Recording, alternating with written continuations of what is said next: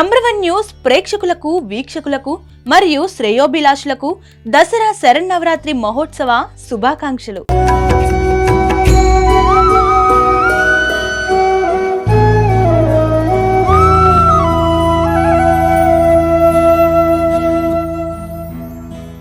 ఐగిరి నందిని నందిత మేదిని విశ్వ వినోదిని నందినుతే గిరివర వింధ్య శిరోదిని వాసిని విష్ణు విలాసిని జిష్ణునుతే భగవతి హేషితి కంఠ కుటుంబిని భూరి కుటుంబిని భూరి కృతే జయ జయ హే మహిషాసురమర్దిని రమ్యకపర్దిని శైలసుతే.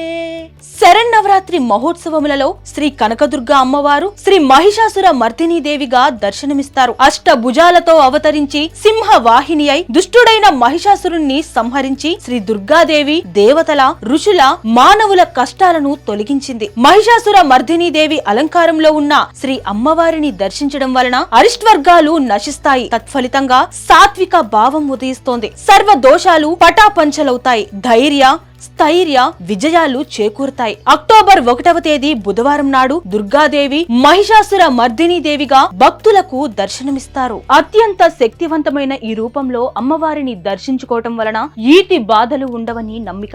ఈ రోజునే ఆయుధ పూజ చేస్తారు. ఒకప్పుడు మహిషాసురుడు అనే రాక్షసుడు లోకాలను పీడిస్తూ దేవతలను కూడా అణిచివేశాడు. బ్రహ్మదేవుడిచే వరం పొందిన మహిషాసురుణ్ణి సంహరించడానికి ఎవ్వరూ ముందుకు రాలేకపోయారు. అంధకాసురుడైన మహిషాసురుణ్ణి సంహరించడానికి దేవతలందరి శక్తులను ఏకం చేసి దుర్గాదేవి జన్మిస్తోంది. ఆమె 9 రోజులు మహిషాసురుడితో తీవ్రంగా పోరాడి 10వ రోజున అతడిని వధిస్తోంది. ఈ యుద్ధంలో చెడుపై మంచి విజయం సాధించబడుతోంది. ఇది నవరాత్రి పండుగతో జరుపుకుంటారు. ముఖ్యంగా విజయదశమి రోజున దుర్గాదేవి మహిషాసురుణ్ణి వధించి లోకాలకు శాంతిని ప్రసాదించింది. అందుకే ఆమె పేరు మహిషాసుర మర్దిని అనే పేరుతో భక్తుల నుండి పూజలు అందుకుంటుంది. చివరి 3 రోజులు అమ్మవారిని పూజిస్తే సకల శుభాలు చేకూరుతాయని భక్తులు విశ్వసిస్తారు.